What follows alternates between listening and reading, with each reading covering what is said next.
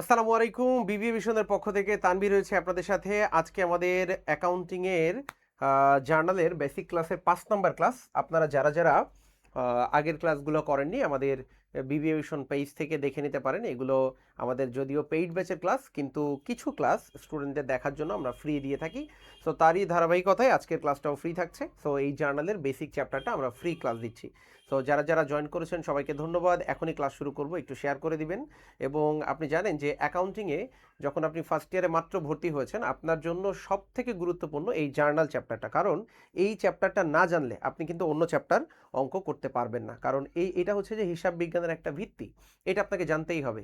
এইটা জানলে আপনি লেজার করতে পারবেন। লেজার জানে ট্রায়াল ব্যালেন্স, আপনি অন্যান্য যে সকল চ্যাপ্টার আছে এই জার্নালের উপর ডিপেন্ড করতেছে। এটার সাথে মার্চেন্ডাইজ ইনভেন্টরি কানেক্টেড, এটার সাথে স্পেশাল জার্নাল কানেক্টেড, ফিনান্সিয়াল স্টেটমেন্টের অঙ্ক কানেক্টেড। এই জার্নাল দিয়ে আপনি সব চ্যাপ্টারের সাথে কানেক্টেড। সো এইটা যদি আপনি ভালো করে না বুঝেন, তাহলে বলবো যে আপনি আরও বেসিক থেকে শুরু করবেন, যাতে করে এই চ্যাপ্টারটা ভালো করে করতে পারেন। তো যারা যারা জয়েন করেছেন অসংখ্য ধন্যবাদ। একটু শেয়ার করে দিবেন এবং ফ্রেন্ডদেরকে মেনশন করে দিবেন। আমরা এখনই ক্লাসটা শুরু করে দিব, ঠিক আছে? আগের ক্লাসের ভিডিওগুলো দিয়ে দিয়েছি, যদি কেউ না পেয়ে থাকেন তাহলে অবশ্যই কমেন্টস করে জানাবেন ক্লাসের ভিডিও না পাইলে। আর যে কোনো প্রবলেম হইলে আমাদের হটলাইন নাম্বার আছে, সেখানে যোগাযোগ করতে পারেন, বা সরাসরি আমাকে ফোন কল দিতে পারেন। অনেক সময় দেখা যাচ্ছে রিপ্লাই দিতে লেট হয়ে যায়, কারণ প্রচুর পরিমাণে স্টুডেন্ট মেসেজ দেয় বিভিন্ন ধরনের প্রবলেমের কারণে। দেখা যাচ্ছে যে নতুন ভর্তির জন্যই বেশি মেসেজ দেয় অনেকে, বা ছোটোখাটো প্রবলেম হলে সেক্ষেত্রে মেসেজ দেয়। হিউজ পরিমাণে মেসেজ চলে আসে। তো ইমার্জেন্সি যে কোনো প্রয়োজনে যখন আপনি পাচ্ছেন না, মেসেজ দিচ্ছেন পাচ্ছেন না, ফোন কল দেবেন, সরাসরি ফোন কল দিবেন, তাহলে সাথে সাথে রেসপন্স করা হবে, ঠিক আছে? তো চলেন আমরা ক্লাসটা শুরু করি। আজকে জার্নালের কিন্তু 5 নম্বর ক্লাস। আগে 4টা ক্লাস নিয়েছি, সেই ক্লাসগুলোতে আমরা প্রত্যেকটা ক্যাটাগরি অনুযায়ী জাবেদা শিখেছি। যেমন পারচেস রিলেটেড জার্নাল কেমন হয়, সেলস রিলেটেড, রিটার্ন রিলেটেড জার্নালগুলো কেমন হয়। এরপরে আমরা শিখিয়েছি যে এক্সপেন্স, তারপরে রেভিনিউ, এরপরে ক্যাপিটাল রিলেটেড এইসব জার্নালগুলো কেমন হয়, এগুলো সব আমরা ধাপে ধাপে শিখেছি। এরপরে কিন্তু আমরা বেসিক লেজারটাও শিখেছি, যে লেজার কিভাবে করতে হয় এবং সেই লেজার থেকে ট্রায়াল ব্যালেন্স কিভাবে করতে হয়, এগুলো কিন্তু আমরা ধাপে ধাপে শিখেছি। তো তার ধারাবাহিকতায় আমরা আজকে তারপর থেকে করব। লাস্ট ক্লাসে কত নম্বর করিয়েছিলাম যদি কেউ কমেন্টস করে একটু জানাও, খুব ভালো হয়। লাস্ট ক্লাসে আমরা কত নম্বর অঙ্ক সলভ করেছিলাম মনে আছে? একটু জানাও দেখি কারা কারা জয়েন করেছে আমাদের সাথে। ওকে, আফরা জয়েন করেছে। রুদ্র, রুদ্র বলছে সেকেন্ড ইয়ার। আচ্ছা, রুদ্র সেকেন্ড ইয়ারের সাজেশন ন্যাশনালে দিয়েছি, 7 কলেজের এখনও দেই নাই। আশা করছি যে 15 তারিখের মধ্যে সাজেশন দিতে পারবো। সাদিয়া চলে এসেছে আমাদের সাথে। সাদিয়া বলছে এই ক্লাসটা কি আমাদের? সাদিয়া, অ্যাকাউন্টিংয়ের জার্নালের ক্লাস, যদি তোমার প্রয়োজন হয় তুমি করতে পারো। সঞ্জিদা সেকেন্ড ইয়ারে ক্লাস করব নাকি পড়তে পারো? আচ্ছা, সেকেন্ড ইয়ার নাকি পড়তে বসবো? সঞ্জিদা, সঞ্জিদা এটা ফার্স্ট ইয়ারের ক্লাস জার্নাল। তো তুমি চাইলে ক্লাস করতে পারো, নাও পারো। স্যার কখন জুমে হবে? জুমের ক্লাস, এই চ্যাপ্টারটা পুরোটাই আমি ফেসবুক, এই চ্যাপ্টারটা পুরোটাই আমি ফেসবুক লাইভে নিব। এই জার্নালের চ্যাপ্টারটা, এর পরের চ্যাপ্টারটা আমি জুম থেকে শুরু করব, ঠিক আছে? এটা বেসিক ক্লাস, এই জন্য এটা সবার উদ্দেশ্যে নিচ্ছি।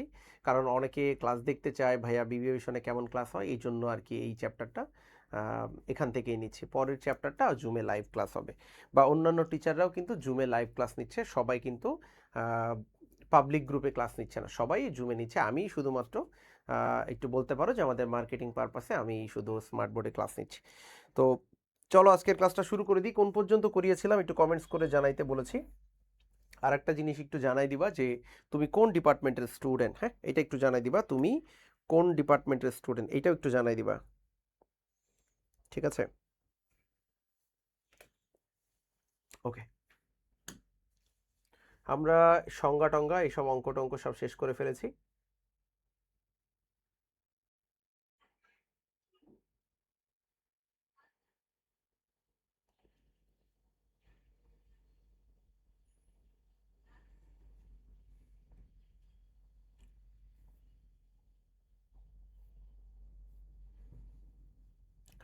সম্ভবত 10 নম্বর অঙ্কটা আমাদের বাকি আছে। 10 নম্বর অঙ্কটা একটু কমেন্টস করে জানাও যে এই 10 নম্বর অঙ্কটা আমরা সলভ করেছি কিনা। প্রবলেম 10, দেখো তো 10 কি করার হয়েছে।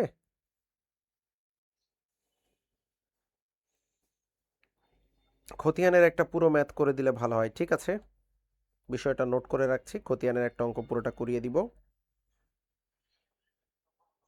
ফার্স্টে ইন্ট্রোডাকশন টু বিজনেস সাজেশন কখন দিবেন? ঠিক 1 ঘন্টা পরে।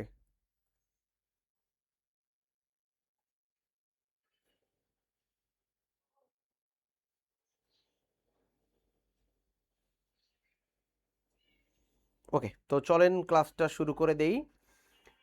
প্রবলেম 10, যে অঙ্কটা একটু মনোযোগ দিয়ে খেয়াল করেন।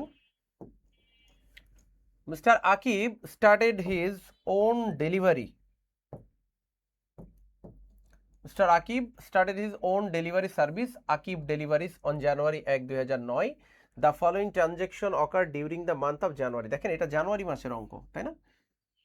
আকিব স্টার্টেড, শুরু করেছে, কি শুরু করেছে? His own delivery service. Akib তার একটা ওন ডেলিভারি সার্ভিস শুরু করেছে, নাম দিয়েছে কি? আকিব ডেলিভারিজ।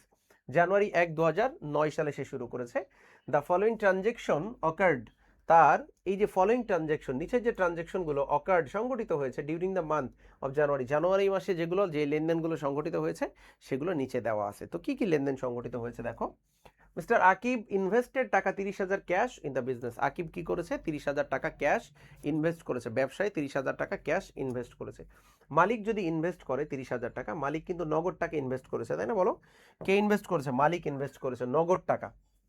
মালিক যদি কখনো ইনভেস্ট করে, তুমি ধরে নিবা যে মালিক নগদ টাকা ইনভেস্ট করেছে। হ্যাঁ, এখানে লেখা আছে না 30,000 ক্যাশ, এই যে নগদ টাকা ইনভেস্ট করেছে। তো মালিক যদি কখনো ইনভেস্ট করে তাহলে ক্যাপিটাল বৃদ্ধি পায়। ক্যাপিটাল, মালিক যদি কখনো ইনভেস্ট করে কি বৃদ্ধি পায় বলো তো? ক্যাপিটাল বৃদ্ধি পায়। তাহলে আমরা যদি জাবেদা করতে চাই, আমরা যদি একটা জাবেদার ছক কাটতে চাই, তো সবাই তো জাবেদার ছক মোটামুটি পারো। আমি একটু দেখাই দিচ্ছি জাবেদার ছক।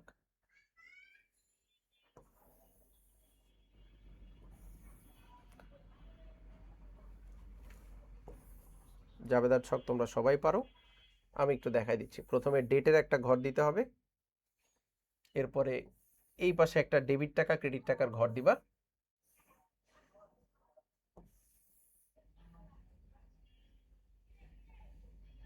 একটা রেফারেন্সের ঘর দিবা। তাহলে এখানে কি লিখবা? ডেট। এখানে দিবা অ্যাকাউন্টস টাইটেল, শর্টে লিখলাম। এখানে দিবা রেফারেন্স, এটা হচ্ছে ডেবিট টাকা, আর এটা হচ্ছে ক্রেডিট টাকা। উপরে দিবা জার্নাল, কোম্পানির নামটা উপরে লিখতে হয়। উপরে কোম্পানির নাম, তার নিচে জার্নাল, ঠিক আছে? প্রথমে কোম্পানির নাম, তার নিচে কি লিখবে বলো তো? জার্নাল। কোম্পানির নাম, তার নিচে জার্নাল। তো চলো প্রথম এন্ট্রিটা পড়ি। জানুয়ারি 1 তারিখ, মিস্টার আকিব ইনভেস্টেড ক্যাশ 30,000 টাকা ইন দ্য বিজনেস। 2009 সাল, আমি এখানে সাল লিখবো 2009, এখানে লিখবো জানুয়ারি 1, 2009 জানুয়ারি 1। আকিব ইনভেস্ট করেছে, কি ইনভেস্ট করেছে? ক্যাশ টাকা। তাহলে আমি লিখবো ক্যাশ ডেবিট, ক্যাশ ডেবিট আর capital credit, cash debit capital credit. কত টাকা ইনভেস্ট করেছে দেখো? 30,000 টাকা। সো আমি এখানে লিখবো 30,000 টাকা, ক্যাশে 30,000, ক্যাপিটালে 30,000। এখন এইখানে যদি আমি ব্যাখ্যা লিখতে চাই, তুমি জানো যে জাবেদায় ব্যাখ্যা দিতে হয়, প্রত্যেকটা জাবেদায় কিন্তু ব্যাখ্যা দিতে হবে। তো কি ব্যাখ্যা দিব দেখো, আমি লিখবো টু রেকর্ড। প্রত্যেকটা জাবেদায় কিন্তু ব্যাখ্যা দিতে হবে। টু রেকর্ড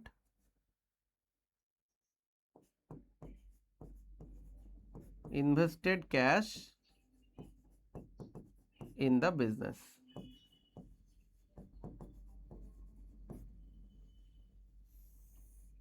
এই হচ্ছে আমার entry, cash debit capital credit. আশা করি বুঝতে পেরেছো। আচ্ছা, এরপরে পরের জাবেদাটা দেখো, পারচেজ ভ্যান। ভ্যান ক্রয় করা হয়েছে ফর ডেলিভারিজ, কিসের জন্য? ডেলিভারির জন্য। 15,000 টাকা দিয়ে মিস্টার আকিব পেইড 5,000 টাকা ইন ক্যাশ, নগদ পরিশোধ করেছে 5,000 টাকা, and signed A notes payable, এবং একটা নোটে সাইন করেছে for the remaining balance. Van ক্রয় করেছে 15,000 টাকা। দেখো, ভ্যান কিন্তু একটা সম্পদ, ডেলিভারি ভ্যান একটা সম্পদ। ডেলিভারি ভ্যান বলতে আমরা কোনগুলো বুঝি? এই যে পিক আপ ভ্যান যেগুলো আছে না, ছোট মিনি পিক আপ যেগুলো আর কি। তো আমরা এখানে ডেট লিখব যে জানুয়ারি, এটা ছিল জানুয়ারি 2 তারিখ। জানুয়ারি 2 তারিখে আমি লিখলাম যে ভ্যান ডেবিট করতে পারি অথবা ডেলিভারি ইকুইপমেন্ট। আমি যদি ভ্যান ডেবিট করি তাও হবে ভ্যান ডেবিট, অথবা আমি যদি ডেলিভারি ইকুইপমেন্ট লিখি তাও হবে ভ্যান ডেবিট এবার যেটা নগদ দিয়েছি এটার জন্য ক্যাশ ক্রেডিট, যে টাকাটা নগদ দিয়েছি ক্যাশ ক্রেডিট, বাকিটার জন্য নোটস পেয়েবল, আমি কিন্তু নোটের মাধ্যমে কিনছি, notes payable, notes payable credit. তাহলে ভ্যানে লিখবো 15,000 টাকা, ভ্যানে লিখবো 15,000 টাকা। আমি নগদ কত টাকা দিয়েছি? 5,000 টাকা নগদ দিয়েছি। তাহলে নগদ টাকা আমার ব্যবসা থেকে চলে গেছে, 5,000 টাকা আমি ক্রেডিট পাশে লিখবো, আর বাকি 10,000 টাকা অর্থাৎ রিমেইনিং ব্যালেন্স অবশিষ্ট অর্থের জন্য আমি একটা নোট দিয়েছি। তো আমি এখন ব্যাখ্যা দিব যে টু রেকর্ড পারচেজ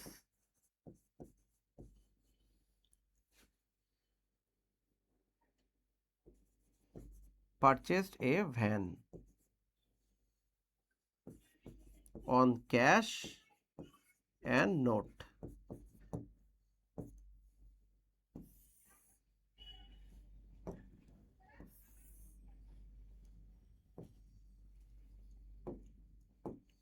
ঠিক আছে, এরপরে দেখো জানুয়ারি 5 তারিখ পেইড টাকা 750 ফর অফিস রেন্ট, পেইড করেছে, টাকা চলে গেছে, অফিস রেন্ট অফিসের ভাড়া বাবদ ফর দ্য মান্থ, এই মাসের মানে চলতি মাসের ভাড়া বাবদ তুমি টাকা পরিশোধ করে দিয়েছো। ভাড়া কি একটা আয় না ব্যয়? ভাড়া ডেফিনেটলি একটা ব্যয়, তাহলে ব্যয় আমাদের বৃদ্ধি পাচ্ছে, আমরা জানি ব্যয় কি হয়, বৃদ্ধি পেলে ডেবিট হয়, তাই না? আর নগদ টাকা চলে গেছে ক্যাশ ক্রেডিট। তাহলে আমরা 5 তারিখ দিব জানু 5 রেন্ট এক্সপেন্স ডেবিট আর cash credit, rent expense debit cash credit কত? 750। তাহলে এটাও ব্যাখ্যা দিব, two record paid rent.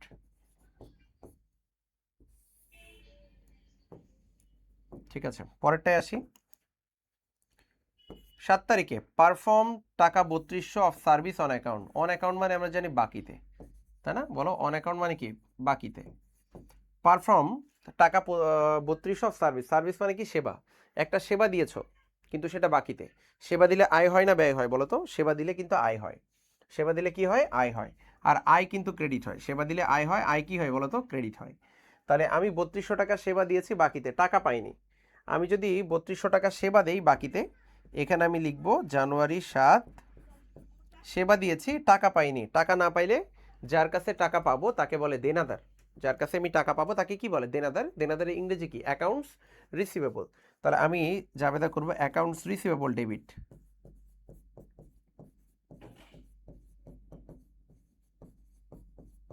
Account receivable debit service revenue,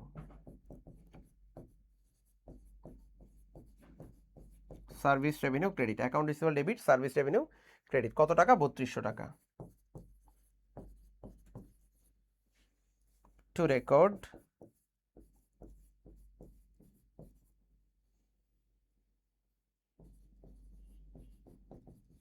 service provide on account, two record service provide on account. তাহলে 7 তারিখটা আমরা এইভাবে করলাম, বাকিতে সেবা দিয়েছে। ঠিক আছে, আচ্ছা এরপরে আমরা আরেকটা ছক তৈরি করে নিই।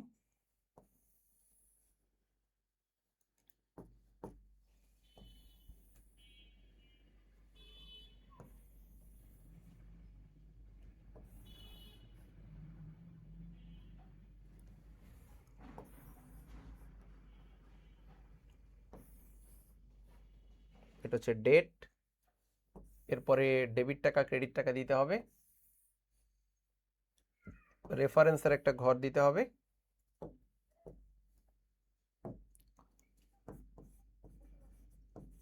এখানে অ্যাকাউন্টস টাইটেল সংক্ষেপে লিখলাম, এটা রেফারেন্স, এটা হচ্ছে ডেবিট টাকা, এটা হলো ক্রেডিট টাকা,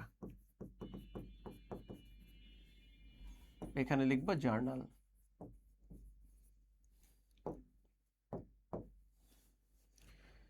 এখন আমি যদি পরেরটায় যাই 14 তারিখ পারচেজ সাপ্লাইজ ফর ক্যাশ টাকা 700 অন অ্যাকাউন্ট। দেখো অন অ্যাকাউন্ট মানে কিন্তু বাকিতে, আমি একটা সাপ্লাইজ ক্রয় করছি 700 টাকা বাকিতে, তাহলে বাকিতে যদি সাপ্লাইজ কিনি, সাপ্লাইজ কিন্তু একটা সম্পদ, তাই না? সাপ্লাইজ কি একটা বলো তো?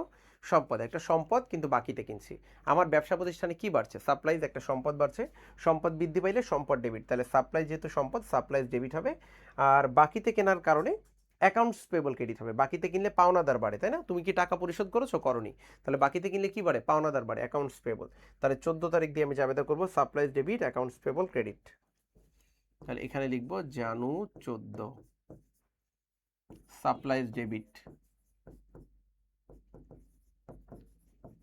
আর অ্যাকাউন্টস পেবল।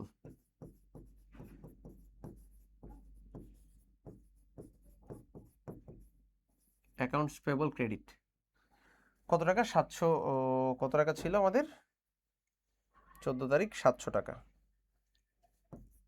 ডেবিটে 700, ক্রেডিটে 700। তাহলে আমাদের এখানে ব্যাখ্যা লিখতে হবে, টু রেকর্ড পারচেজ সাপ্লাইজ। ঠিক আছে, এবার পরেরটায় যাই। রিসিভ টাকা 1200 for service provided on January 7। জানুয়ারি 7 তারিখে সেবা দিয়েছি, ওখান থেকে 1200 টাকা পাইছি। 7 তারিখে আমি 3200 টাকা সেবা দিয়েছিলাম বাকিতে।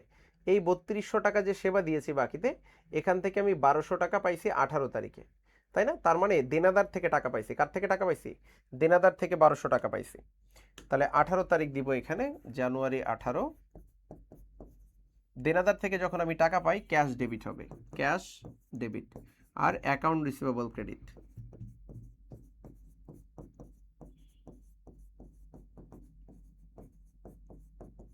Cash debit, account receivable credit. কত টাকা পাইছি? 1800 না,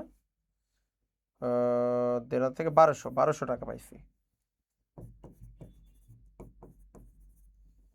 তাহলে ব্যাখ্যা দিব এখানে, টু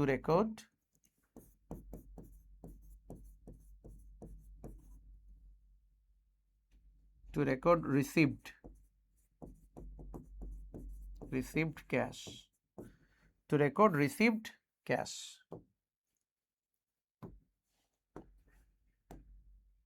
এরপরে made a cash payment of টাকা 6500 on the notes payable. Made a cash payment, টাকা পরিশোধ করেছি। মেড এ ক্যাশ পেমেন্ট মানে টাকা পরিশোধ করেছি, তাই না? 6500 টাকা অন দ্য নোটস পেবল, নোটের টাকা, একটা প্রদেয় নোটের টাকা। নোটস পেবল মানে কি? প্রদেয় নোট। একটা প্রদেয় নোটের টাকা আমি পরিশোধ করে দিয়েছি। তার মানে আমার ব্যবসা থেকে নগদ টাকা চলে গিয়েছে, আমার ব্যবসা থেকে ক্যাশ টাকা, নগদ টাকা চলে গিয়েছে, মানে সম্পদ চলে গিয়েছে, সম্পদ কমে যাচ্ছে, সম্পদ ক্রেডিট হবে, ক্যাশ ক্রেডিট হবে। আর কাকে টাকা দিচ্ছি? নোটস পেবলকে। সো নোটস পেবল একটা দায়, এই দায়টা যেহেতু আমি টাকা পরিশোধ করে দিচ্ছি, দায়ও কমে যাবে। দায় যদি কমে যায় তাহলে দায় ডেবিট হবে, দায় কমে গেলে ডেবিট হয়। তাহলে আমরা জাবেদা করব নোটস পেবল ডেবিট আর ক্যাশ ক্রেডিট। তো চলো, এটা হবে জানুয়ারি 21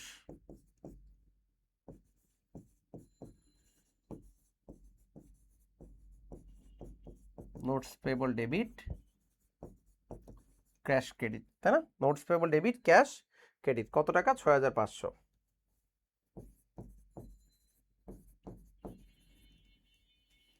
তাহলে ব্যাখ্যা দিতে হবে, to record paid cash on note.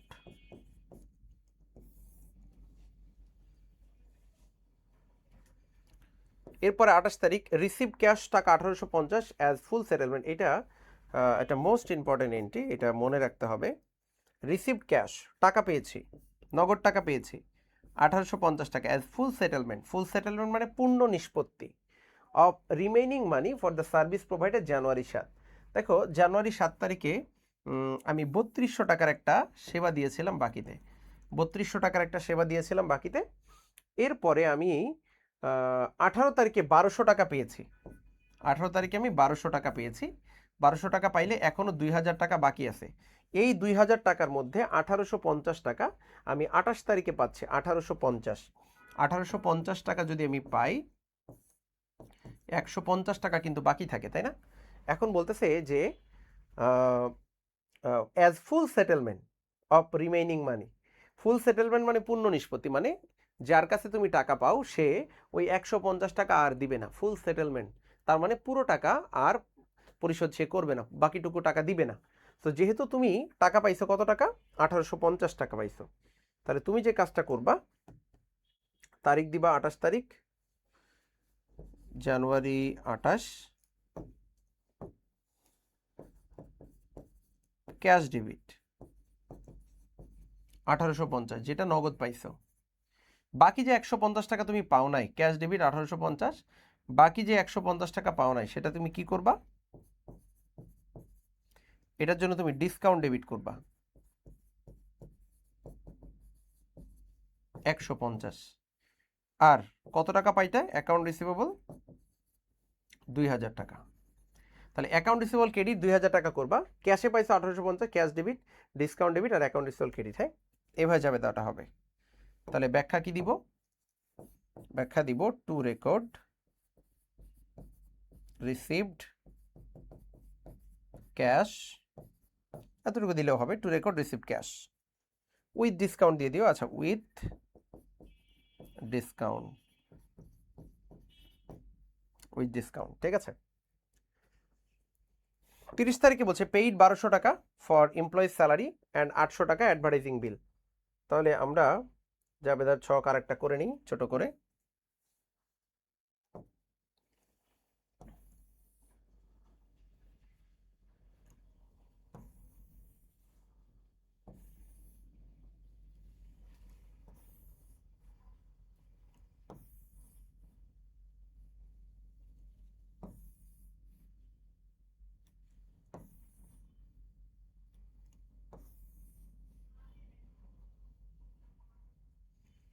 এখানে দিব ডেট,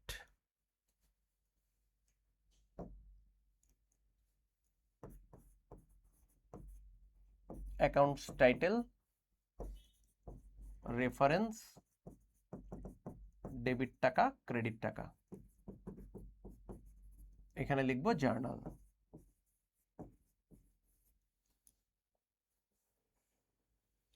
আমাদের ছিল 30 তারিখে কর্মচারীদের বেতন দিয়েছি, আবার 800 টাকা অ্যাডভার্টাইজিং দিয়েছে, এই যে অ্যান্ডের পরে, অর্থাৎ অ্যান্ডের আগে একটা এন্ট্রি, অ্যান্ডের পরে একটা এন্ট্রি।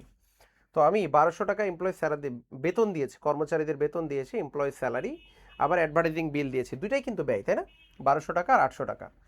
তাহলে সেক্ষেত্রে আমি দুইটা জাবেদা একসাথে করতে পারি 30 তারিখ দিয়ে। এখানে আমি দিলাম জানুয়ারি 30, ঠিক আছে, জানুয়ারি 30 তারিখ দিলাম আমি।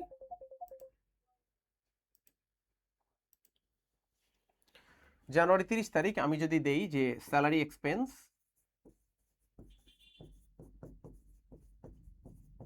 স্যালারি এক্সপেন্স ডেবিট,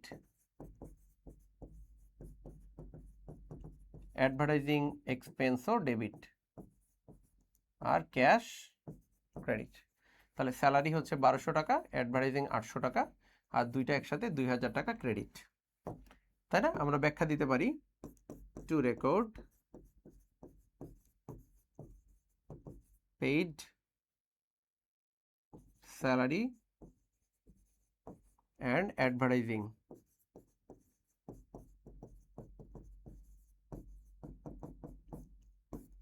এই, ঠিক আছে। এখন 30 তারিখের পরে আছে 31 তারিখ, সাপ্লাইজ অন হ্যান্ড, সাপ্লাইজ হাতে আছে at the end of the month 250 টাকা, 250 টাকা সাপ্লাইজ হাতে আছে। আমাদের শুরুতে সাপ্লাইজ আমরা যখন কিনেছিলাম 14 তারিখে, সাপ্লাইজ যখন কিনেছিলাম 700 টাকা সাপ্লাইজ কিনেছিলাম, এখন আমাদের হাতে আছে at the end of the month 250 টাকা। তাহলে দেখো 700 টাকার, আমি 700 টাকার সাপ্লাইজ কিনেছিলাম, 250 টাকা হাতে আছে, তাহলে 450, এই 450 টাকার সাপ্লাইজ কিন্তু খরচ হয়ে গেছে, তাই না? 450 টাকা সাপ্লাইজ কিন্তু খরচ হয়ে গেছে। তাহলে 31 তারিখে আমি জাবেদা দিব জানুয়ারি 31 সাপ্লাইজ এক্সপেন্স ডেবিট আর সাপ্লাইজ ক্রেডিট 450। তাহলে ব্যাখ্যা দিতে হবে to record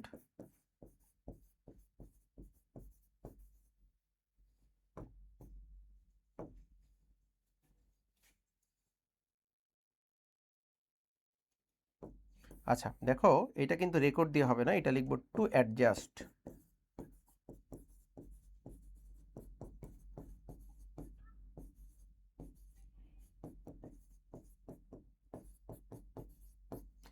to adjust supplies expense. দেখো এটা কিন্তু এই এন্ট্রিটা কিন্তু জেনারেল জার্নাল না, এটা অ্যাডজাস্টিং এর মধ্যে পড়ে। অ্যাডজাস্টিং মানে সমন্বয় জাবেদার মধ্যে পড়ে, যে সাপ্লাইজ মাস শেষে হাতে আছে 250 টাকার।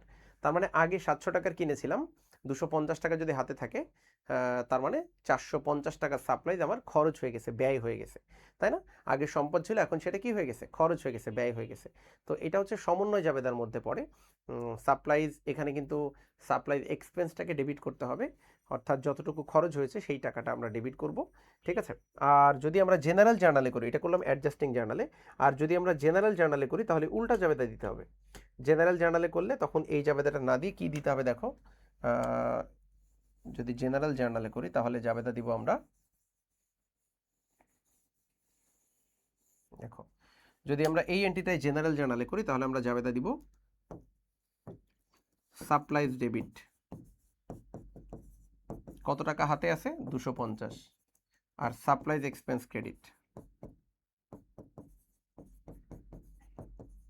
250, supplies debit, supplies expense credit, supplies debit, supplies expense credit. এটা যদি জেনারেল জার্নাল করি তাহলে হাতে যেটা আছে ওইটা, আর যদি অ্যাডজাস্টিং করি তাহলে আগেরটা। তো আমার এটা যেহেতু জেনারেল জার্নালের মধ্যে শিখতেছি, তাহলে সাপ্লাইজ হাতে আছে 250, দিবা supplies debit, supplies expense credit, ঠিক আছে? এই জাবেদা দিয়ে তুমি অঙ্ক করবা।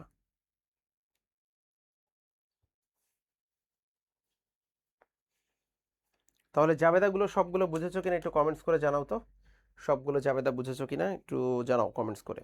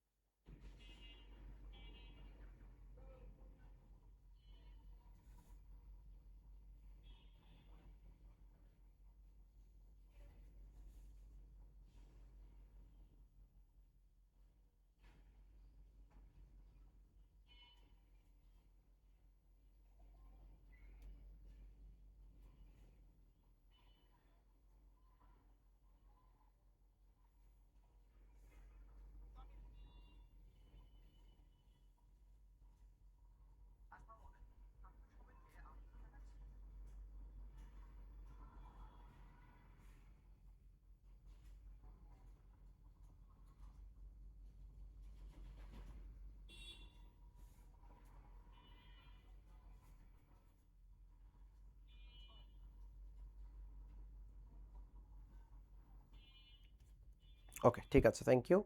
সবাই বুঝতে পেরেছেন। এখন আমরা তাহলে এই যে 10 নম্বর অঙ্কটা আমরা শিখে ফেললাম।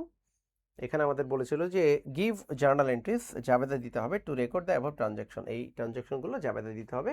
আমরা মোটামুটি জাবেদা শিখে ফেলেছি যে কিভাবে জাবেদা করতে হবে, ঠিক আছে? আমরা নেক্সট জাবেদার জন্য আর এরপরে যে ক্লাসটা নিব, এই ক্লাসে আমরা একটা পূর্ণাঙ্গ অঙ্ক অর্থাৎ জাবেদা, এরপরে খতিয়ান, এরপরে রেওয়ামিল, একদম হাতে ধরে ধরে একটা পূর্ণাঙ্গ অঙ্ক আমরা সিরিয়ালে সুন্দর করে শিখব। ওই দিন তোমরা ক্লাসটা মিস দিবা না, জাবেদা, খতিয়ান, রেওয়ামিল একসাথে, হ্যাঁ, কিভাবে করতে হয় হাতে ধরে ধরে। অনেকে আছে যে ভাইয়া জাবেদা থেকে কিভাবে খতিয়ান করতে হয় এটা আমি ধরতে পারি নাই, তো তাদের জন্য আমি ওইটা হাতে ধরে ধরে একদম শেখাবো, ঠিক আছে? জাবেদার আর 2টা ক্লাস নিব, একটা ক্লাসে জাবেদা, খতিয়ান, রেওয়ামিল সুন্দর করে ধরে ধরে শেখাবো। তারপরের ক্লাসটাতে জাবেদার কিছু একটু কঠিন টাইপসের জাবেদা আছে, একটু হার্ড টাইপসের জাবেদা আছে, ওই জাবেদাগুলোর একটা ক্লাস নিব। জাবেদার আর 2টা ক্লাস নিয়ে আমরা জাবেদাটা শেষ করে ফেলবো, ঠিক আছে? তো ঠিক আছে, সবাই ভালো থাকো, আজকের মতো এইখানেই আমি শেষ করে দিচ্ছি। নেক্সট ক্লাস তাহলে দেখা হবে ইনশাল্লাহ। হ্যাঁ, আল্লাহ হাফেজ, আসসালামু আলাইকুম।